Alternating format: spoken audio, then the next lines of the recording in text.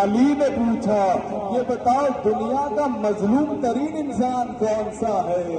کسی نے کہا آقا جس کا سب کچھ لوٹ لیا جائے وہ دنیا کا مظلوم ترین انسان ہوتا ہے۔ امام نے کہا اور کون؟ کسی نے کچھ وجہ بتائی، کسی نے کچھ وجہ بتائی۔ امیر نے سر جھکا کر کے کہا میں بتاؤں دنیا کا مظلوم انسان کون ہوتا ہے؟ دنیا کا مظلوم انسان وہ ہوتا ہے جس کے سامنے اس کی ناموس میں کوئی ہاتھ اٹھائے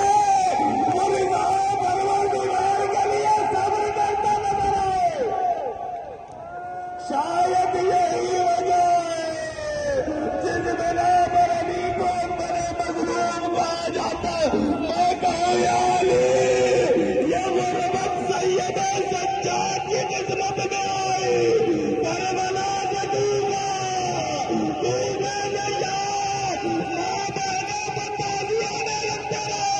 ایک بچی نے کہا اے بھیا سجاد شبر کا ٹماٹر سے مجھے بچا لیا۔ اجرکم اللہ اجرکم الزہرا۔ ہاں یہ پرسہ دینے کا حق ہے پرسہ دینے کا۔ اول مظلوم کی بارگاہ میں آئے ہیں، جس ایمان کی شہادت کی مصیبت سننے آئے ہیں۔ یہ امامت کی کڑی کا وہ مظلوم امام ہے کہ جس نے اپنے امامت کے زمانے کا پہلا جملہ جب افاقہ ہوا، عصر عاشور، نیند سے افاقہ نہیں ہوا، غش سے افاقہ ہوا۔ کمزوری لاتوائی نے امام کو بیماری کی وجہ سے غش کے عالم میں مبتلا کیا تھا۔ جب غش سے افاقہ ہوا، امام اپنی امامت کا پہلا جملہ جانتے کیا کہتے کان میں کہا جائے اے بیٹا سجاد تم امام وقت ہو، اتنا بتاؤ کیا خیمے میں چل کے مر جائے یا میری راہ خیمے سے باہر آ جائے؟ امام نے کہا بھی اماں جان کا بچانا واجب ہے۔ اجرکم اللہ اجرکم الزہرا۔ منزل و گزری جہاں اس امام پر ایک وہ موقع ایسا آیا کہ جہاں سید سجاد پر حالت احتضار طاری ہو گئی۔ کہاں حالت احتضار کسے کہتے ہیں؟ حالت احتضار کے جس میں انسان اپنی زندگی کے آخری لمحات میں پہنچ جاتا ہے، کہ جہاں انسان موت سے بہت قریب ہو جاتا ہے۔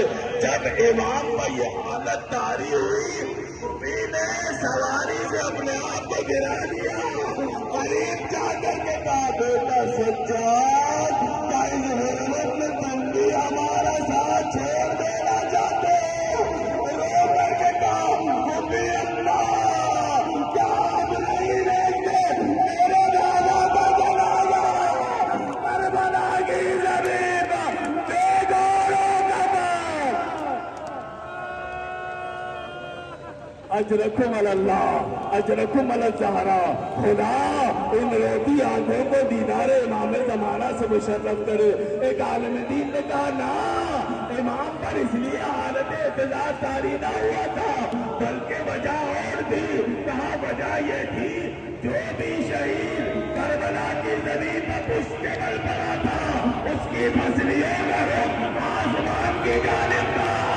رخ کر کے کہا بے اللہ سارے جنازے سب کی پسلیاں آسمان کی جانب، میرے بابا کی پسلیاں زمین کی جانب۔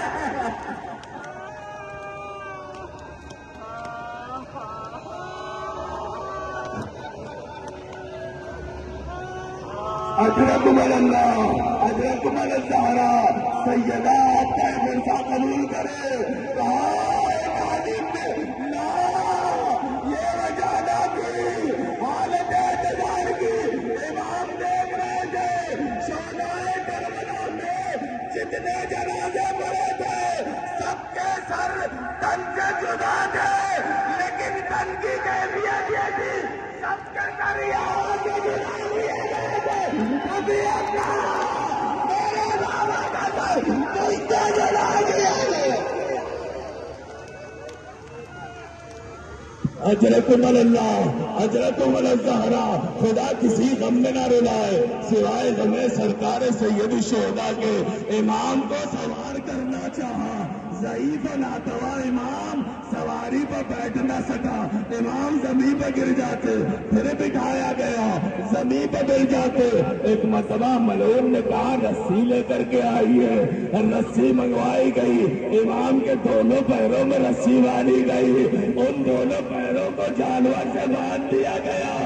لیکن ایک مقتل میں جملہ ملتا ہے، آج جو توق اور گلے میں جو توق امام کو پہنائی گئی تھی، جو ہتھکڑیاں پہنائی گئی تھی، اس کی نوعیت یہ تھی، اس میں داخل میں خار تھے تو جو امام کی گردن کے اندر پیوست تھے تاکہ امام گردن نہ ہلا پائے. میرا مظلوم امام کہتا ہے جب ہم شام و کوفہ کے راستے سے گزاریں گے، کسی ملعون نے چھت پر سے گرم پانی بھیجا، ایک ملعون نے آگ برسائی، آگ کا کچھ حصہ میرے امامے پہ آ گیا، امامہ جلتا رہا، ہاتھوں میں ہتھکڑیاں.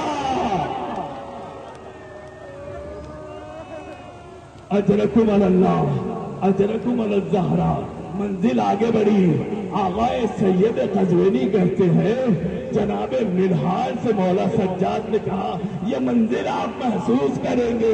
کسی میں ہمت ہو تو صبح کے وقت جب سورج اپنے آب و تاب کے ساتھ روشن ہو تو پاپیانہ زمین پہ چل کے دیکھنا کتنی زمین گرم ہے. امام کہتے ہیں منہال جس قید خانے میں ہمیں رکھا گیا تھا اس کا چھت موجود نہ تھی. جب سورج چڑھتا میری زنجیریں جلنے لگتی، کبھی میں اس کونے میں جاتا کبھی اس کونے میں جاتا. پھوپھی اماں مجھ پر سایہ کرو، میری یہ زنجیریں. اجرکم اللہ اجرکم الزہرا. منزلیں بڑی تیزی سے گزر گئی لیکن مصیبتیں سرکار سجاد ختم نہ ہوئی. تین ایسے مظلوم ہیں کہ جس کو غسل دیتے دیتے غسل دینے والے نے گریہ کیا.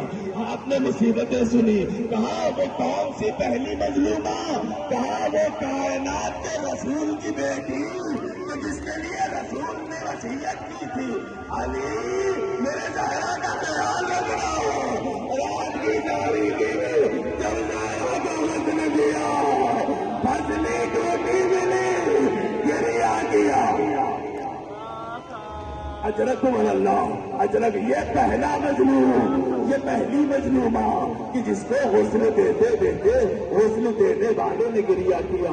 کہا دوسرا کون، کہا شام کے زندان میں غسالہ نے کہا اے شہزادی اگر خطا بچ سے ایک سوال کروں، اس بچی کو کون سی بیماری تھی، اس کا گردہ اس کے جسم سے جدا نہ ہو گیا.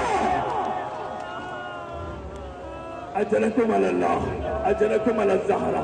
منزل تیسری کون سی آئی، کہا تیسری منزل وہ آئی کہ جہاں پر امام باقر کہتے ہیں اے جابر جب میں بابا کو غسل دے رہا تھا میرے بابا کے ہر وہ مقام کہ جہاں ہتھکڑیاں بیڑیاں پہنائی گئی تھی آج بھی زخمی تھی. اجرکم اللہ اجرکم الزہرا.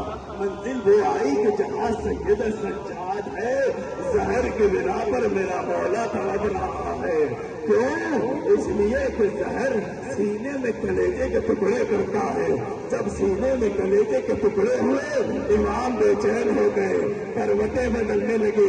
ایک مرتبہ امام باقر کو قریب بلا کر کے کہا بیٹا باقر میری ایک خواہش ہے، مجھے چند لمحوں کے لیے زمین پر لٹا دے میرے نام.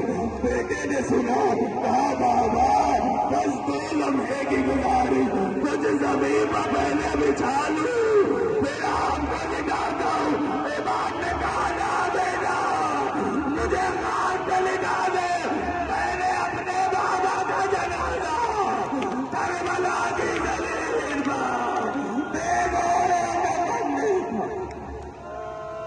अजरकुम अल्लाह, अजरकुम अल-ज़हरा। आखिरी जुमला उसमें मातम किया जाएगा। बाद में मातम करके अली की बारगाह में गुरसा देना। आपने सुना इमाम के हर वो मकाम पर कि जहाँ पर हथकड़ियाँ और बेड़ियाँ पहनाई गई थी वो सब के सब हरी थी, ताजा थी, जख्म से खून रिस रहा था। जिस बेटे ने ये मंजर देखा होगा बड़े आराम से गुस्ल लिया होगा, बहुत एहतियात से जनाजा उठाया होगा।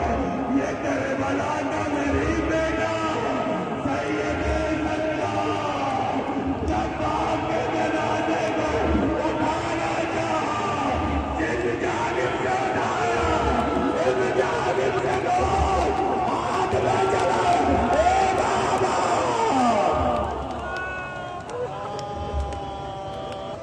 अजरकुम अल्लाह, अजरकुम अल-ज़हरा।